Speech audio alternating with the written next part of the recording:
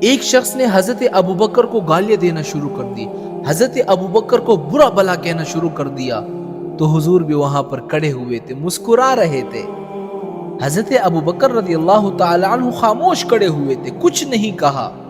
لیکن جب اس نے بہت زیادہ گالیاں دینا شروع کر دی تو حضرت ابو بکر سے رہا نہیں گیا، تو حضرت ابو بکر نے اس شخص کو جواب دے دیا۔ اس پر حضور پاک صلی اللہ علیہ وسلم وہاں سے ناراض ہو کر چلے گئے۔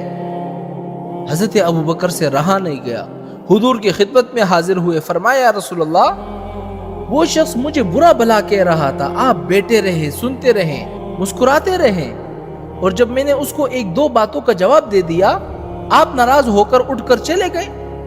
آپ صلی اللہ علیہ وسلم نے کیا خوبصورت جملہ کہا کہ اے ابو بکر سنو، جب تم خاموش تھے نا، فرشتہ تمہاری طرف سے جواب دیتا رہا۔